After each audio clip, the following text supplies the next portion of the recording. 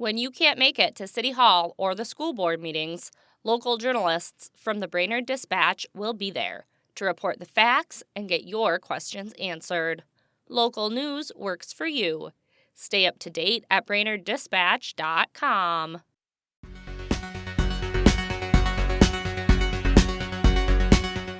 Good morning and Happy New Year, Brainerd Lakes area. It's Friday, January 2nd. I'm Teresa Burke with your Brainerd Dispatch Minute, the weekday podcast of the Brainerd Dispatch, brought to you by Rayboyne & Francis Law Firm, catching you up on the news of the Brainerd Lakes area. Here are today's top local headlines. But first, let's hear from our sponsor. Remember just two things. Rayboyne & Francis, good. Insurance companies, bad. Rayboyne & Francis gets it done. 828-9211. A 24-year-old Brainerd man was charged this week with assault with a dangerous weapon after he allegedly threatened multiple people with a baseball bat.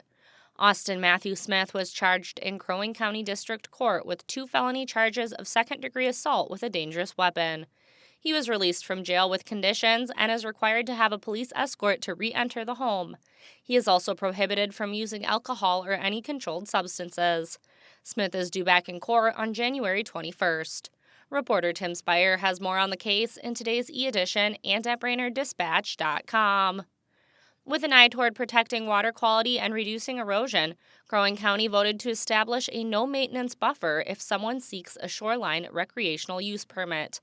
Commissioners signed off on a 25-foot buffer, but the recommendation was to make it even smaller. Commissioner Jod Lubke raised concerns on the issue of the buffer being no maintenance. He was the sole dissenting voice in the 4-1 vote. Managing editor Renee Richardson has the full story in today's Dispatch e-edition and online. From former Dispatch publisher Terry McCullough's column, This Was Brainerd, Exploring the Dispatch Archives, here's today's tidbit of local history, brought to you by Mills Automotive Group. 40 years ago today, in 1986, the Dispatch reported that Nisswa's centennial celebration will officially begin tomorrow with a candlelight ceremony initiated by the grandson of the town's founder, Webster Hill, in 1886. Merrill Payne will light a candle which will in turn light 4 others, one for each church in town. They will remain lit for 1 year. For a daily dose of This Was Brainerd, visit BrainerdDispatch.com or find McCullough's column in the newspaper or e-edition. Now here's today's Lakes area forecast, brought to you by JN Tree Service and Landscaping. Storm Tracker. Happy Friday, Brainerd Lakes area. We're looking at mostly cloudy skies to start out your weekend, but on the cold side, sitting around 0 degrees to start and then rising into the low teens by the afternoon time. Luckily, we'll have light and variable winds throughout the day, so the wind chill factor shouldn't be too bad. And then for Saturday, we're looking at partly cloudy skies, remaining dry once again, and seeing those temperatures stick in the low to mid-teens throughout the day with light and variable winds once again.